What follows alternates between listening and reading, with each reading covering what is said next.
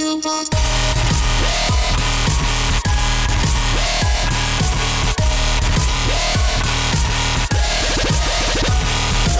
up, YouTube? It's your boy Billy Clint here, and I'm going to do a discussion today.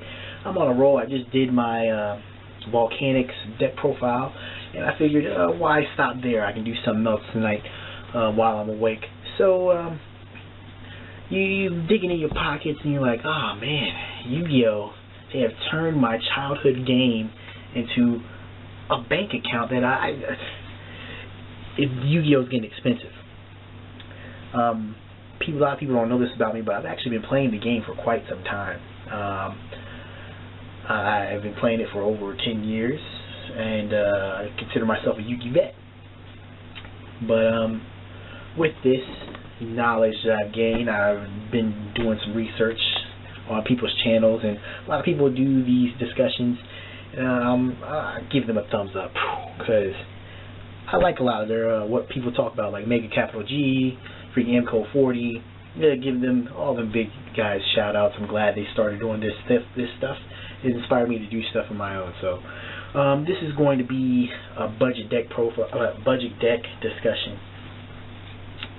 You know, to save you some money and use some decks that can actually compete with the meta right now. So without further ado, I'm going to go ahead and start doing my talking. First deck is up for discussion, number 10. It's going to be spellbooks. Yeah, spellbooks. Reason why I put this at my bottom spot is they're always going to have a spot on here because of Fate. Fate right now, even though it's at 1, if it was at 2 or 3, this deck would definitely be higher on the list. Fate banishes cards, you know, sets cards.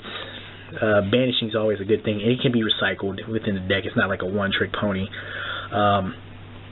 So that's always good. The deck is real consistent, and you can use different variants, like the World version.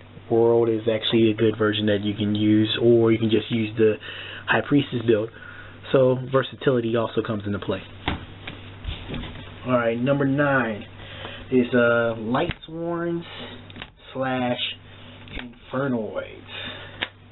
I couldn't decide which one to put, so I put 2 variants here. I just did last week I did my Infernoid Lightsworn build. What people know about Lightsworns and Infernoids when they're together, or not really when Infernoids are by themselves, but they're fast. They're all fast decks. They concentrate on milling a whole bunch of stuff in the graveyard, especially some of your boss monsters. Stuff like Neobug's Nest, Curry Bandit, Reasoning, Solar Recharge. All these cards help get stuff in your graveyard. The Infernoid stuff, it's a new deck. It just got first in the Philippines, I believe last week, 2 weeks ago. So Infernoids are starting to make a big splash around. I guess that's because they're new and people don't really know what they do. Also, a big thing about the Lightsworn factor is JD is still at 3. King of blowing up shit. Pay 1,000, blow up, nuke the field. That's always good. So, and he's a 3,000 beater. Number 8 on the spot. It's Yang Zings. What can I say about Yang Zings? They are the Muhammad Ali of the format. Float like a butterfly, sting like a bee. These things can float for days, guys. You destroy one by battle, card effect, and then they special summon another one, and they can recycle their Yang Zing monsters with Yang Zing Path, which is going down in price, by the way. It's like you can get, if you get lucky, you can pick them up from the $12, $13 range, but they're around 15 right now. Yazi, their boss monsters. Yazi can't be targeted. Boxia, he bounces back 3 cards on the field. So bouncing is also is really good when it comes to this format. A lot of stuff when it comes to destroying is like until you get to the volcanics, which I'll talk to later. But that's a good thing about this deck. Plus, it can sync on your opponent's turn. That's just nasty. You wait for your opponent to do what they need to do, and they're like, oh, I got you now. Then they sync on your turn, and you're like, oh shit, that sucks. Next deck I'm talking about is them UAs, boy. Oh my goodness. Before Moral Tech got hit, I was running UA artifacts, and I was doing pretty damn good. I was loving that deck. But UAs, they're constantly getting new support. They just got some more new support. This new set that just came out. Nothing really good, I don't think. They'll except they got to do spell card that's somewhat decent. But they're always coming out with new support. They can stun you. They can OTK you.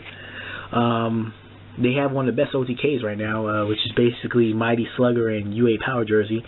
UA Power Jersey, when this guy is special summoned from Stadium, his attack is 28 and he's Armades on legs, so once he attacks you can't activate anything.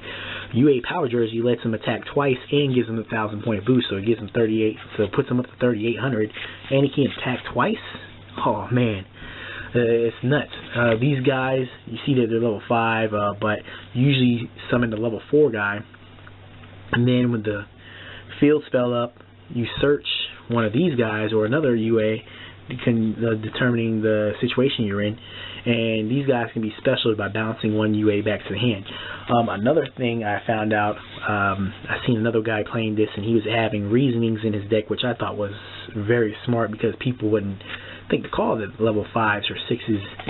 So UA's making a splash. Alright, so for my next deck for number 6, I decided to put 2 decks in that spot. My buddy Firefist here and the Heroes that will be making a splash at the end of this month. Heroes would have went higher because they got so much good shit coming out at the end of this month, but they're not here yet, so I'm just putting them up here at this spot. They're going to be cheap. But let's talk about the Firefist first. Wolfbark is at 3 right now, guys, and you can get I know this is not out the MP packs, but you can get those out of the MP packs, and they're actually pretty damn cheap. Back in the day when Firefist were actually a really good deck, there Wolfbark was at 3, and then Wolfbark got hit to 1, and people were like, I don't know if I want to use that no more. But now Wolfbark is at 3, so 4 axes is damn powerful, or +1 Firefist, something that y'all should take consideration. But Heroes, oh my goodness, what can I say? The searchability, it's you got a whole bunch of search cards, so you can get to your key cards that you can play in the deck, which makes the deck pretty damn good. Also, oh man, I just messed up my countdown. Sorry about that, guys. Heroes is supposed to be number 5. Right now, I'm supposed to be talking about Firefist and Volcanics. I didn't put the Volcanics in here, but I can definitely talk about them since I've done my deck profile on him. So, taking that back, I meant Firefist and Volcanics were my number 6. Volcanics, I like talking about those guys because they're an old archetype that's brought back from the dead. Their interruption plays are very strong. Very strong. They can Raigeki you on your turn, and you wouldn't even know it's coming. And you take 1,500 points of damage usually when they do it. So interruption and burn damage is the key to Volcanics, along with them plussing because of the new trap card that they recently got, which is awesome. Number 5 was the Heroes. Basically Dark Law, Macrocosmos on legs. These guys are fast. Usually got like a 10 monster count, but they have a lot of searchers, which can search the monsters out, which helps thin the deck out pretty damn fast. Shadow Mist, which is coming out at the end of the month, he basically searches heroes, and he can search out the mass change depending on if he's normal or special summon, which is freaking nuts for that deck. So, alright guys, so we're halfway done right now. Number 4 on my list, Evil Swarms. Okay, they have a really good matchup with 2 out of 3 of the best decks that's in the format, which I would have to say are Cleese, Burning Abyss, and Shadow or Dinko Dolls. And Big Buddy Ophion here, basically, when he has a material, you can't special summon level 5 or higher monsters, which both of those decks definitely need to do to beat you. So, enough said without that. In stun decks, I always have a thing for stun decks, and Big Daddy Ophion does that. When you just have that Burning Abyss matchup, you better pray, because that deck loses hard to the Burning Abyss matchup. Number 3, Mermails. Mermails got Gunned back at 3, which is like a godsend to that deck, because now they can play their rank 4, rank 7 engine, and rank 4, rank 7 spam, which I know a lot of Mermail players were asking about, wanting that, and now they got it. So big ups to the Mermail players. My number 2 is them boosions. Oh my goodness, you go back to Protect the Castle format. When boosions first came out, they were playing Protect the Castle. Now they're trying to, when they got some more cards and they decided to do the Swarm thing, which is okay, but I've always believed in Boosion, protect the Yamato, you win the game. They basically got 3 Crane now and 2 Honest, so watch out for trying to attack Yamato. And the deck is pretty damn cheap. I'm trying to, when it comes to budget, I'm talking about $150. With that being said, my number 1, a lot of people are going to be kind of sketchy over, because a lot of people like Satellars, and that's not my number 1. Satellars was my number 1 before Secrets of Eternity came out.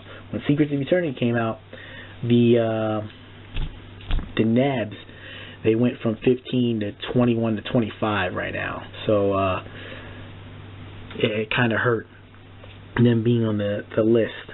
But if people consider them budget, I would definitely have them at my number 1 spot, and everything else would be bumped down right now. So my number 1 spot is going to go to Madolche. Madolche is high offense, like high risk, high reward, but you usually pay off when you're playing with Madolche. They're high offense, they OTK you pretty damn fast. A lot of versatility. You can play TG Madolche, you can play Shadal Madolche. I've seen it all with Madolche, man. Trap stun your opponent real quick, OTK for the win. Plus, Boss Monster Tiramisu doesn't target, bounces cards back to the deck. It's real easy to make Tiramisu in this deck. Oh man, it's a good deck. And yeah, there's definitely, I could have done an honorable mention in this segment, but honestly, you would be mentioning stuff all day if you did honorable mentions.